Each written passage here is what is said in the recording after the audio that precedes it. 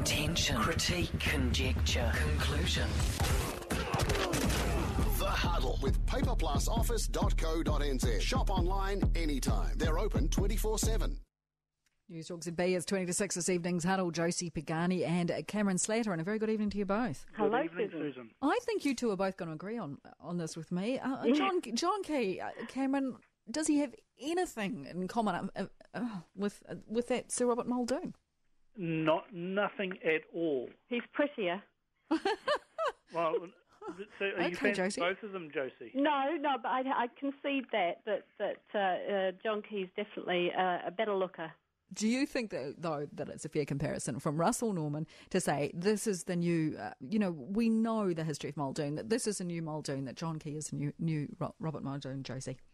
It's daft, isn't it? I mean, I was a kid when Muldoon was in power, and, he was abrasive and abusive. And a bully. A bully, yeah. I mean, the idea that you compare Key, he's trying to play on the cynicism and arrogance that you might see in John Key, the cronyism, etc., but it just doesn't, it's silly. But the main reason it doesn't, it's a stupid thing to have done, is that it's politically naive, because now he's completely overshadowed any serious environmental issues that they wanted to highlight in the conference. They had the press gallery, all the journalists there, for 2 or 3 days, whatever, and now all we're talking about is this silly comparison with Muldoon and banning perfume. Well, I think Materia Ture is probably sitting there fuming in her castle keep, wondering what she can do to rein in Russell at the moment.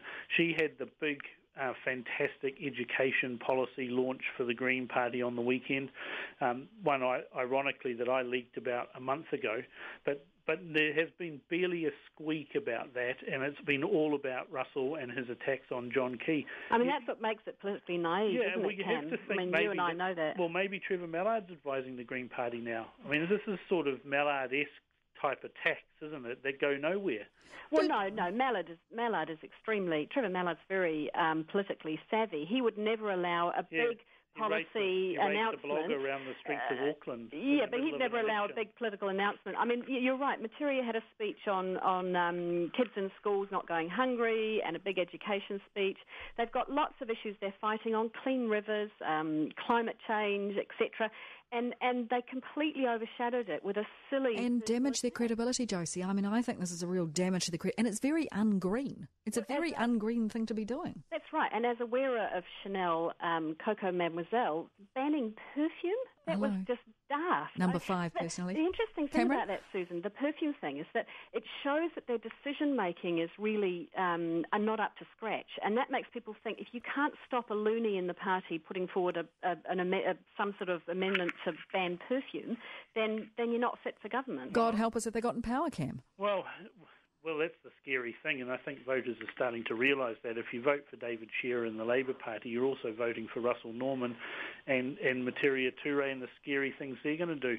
But I'm wondering if someone in the Green Party is actually going to call Russell Norman on this, because according to the party's aims and values, Part 6 is to engage respectfully without personal attacks. There's no way that even meets the Green Party values, and Rod Donald certainly must be turning in his grave, and Jeanette Fitzsimons was sitting there with a double face palm on the composting toilet. But as a pro-perfume, a member of the pro-perfume faction of the Labour Party, this has got nothing to do with the Labour Party. Well, it does actually, Josie, because even today in his stand-up, David Shearer was talking about we and us and the Green and Labour. But he's trying to change... no, that's not quite true, Cam, because he started talking about a Labour-led government. That's right. Could be Labour and New Zealand First. It could be, that's what a number of combinations. Winston's going to stand his ground and say, no, we're not having those balmy Greens anywhere near government, thank you very much. If you want to be in power, they're just going to have to do exactly what Helen Clark did to them and make them sit on the sidelines. There are these weird things like, when did white bread and perfume become something the far left hate? And they love beards. But the right does it too. You're anti-trains and vegetables, Cam. I'm pro-meat. Weird. pro-guns in this country? I don't think so. I think you're talking about America pro-guns. Oh, you're asking about Cam personally? Yes, no, Cam, the pro-guns faction of the National Party. It's a one-man band. All right, well, I guess, Cameron, this is a good place to segue into Spring Hill. Should they be getting tougher on those guys? Should they be using water cannon and rubber bullets like we've seen in Istanbul? Somebody suggested to me that perhaps they should have poured petrol on it and it would have solved a few accommodation problems. That's a little bit cruel and a little bit harsh, and we don't really do that. Even for you, Cam. However, I believe in consequences for actions, and I'm wondering why they're not sleeping in tents right now. And the consequences will be, Josie, that the taxpayer will pick up the bill for this. That's right. And look, I'd give the Corrections Department a break here. I think they handled it as well as they could. You've got to remember they're dealing with some of the toughest people in the country, the most stressful time when they're locked up, and no one was killed. There were some minor injuries. I mean, the Corrections Department gets a hard deal on when these things happen, but I think they handled it pretty well. And how stupid are you? You set fire to your own cell and then you have to have a prison officer come and rescue you. I mean, dumb. I mean, they're in prison. They're not blessed with brains, are they? But you've got to think what's the best thing for the safety of the staff. Yeah. And the safety of the inmates too, because they're not there to be killed and beaten. They haven't got a death sentence. So when it comes to things like water cannons, if you can prove that it's going to help keep everybody safer, then that's a good thing. But the safety of staff and of the inmates has to be the bottom line. In that order, we'll take a brief break there. Josie Pagani, Cameron Slater, come back in just more. Susan Wood Drive. With the new ANZ, the bank that gives you more. 12 to 6, Josie Pagani and Cameron Slater are with us. And Cameron, WikiLeaks, of course, Julian Assange sort of lounges around and, I was going to use many words about that man anyhow. And Bradley Manning, the guy who leaked a lot of material to him, is on trial. He could spend the rest of his life behind bars. He probably will. Americans don't like their citizens leaking state and military secrets, and although Bradley Manning may well have had honourable intentions of outing the things that he did, he also put a great many people and potentially also enabled some people to die as a result of those actions. But the person who perhaps should be more responsible is, as you Julian Assange, who's swanning around, living the life of a celebrity, albeit now locked up inside an embassy somewhere, because he's a little bit like Kim.com here in New Zealand. He's too afraid to go and face the authorities. That's absolutely right. The international albino of mystery, they've been calling him.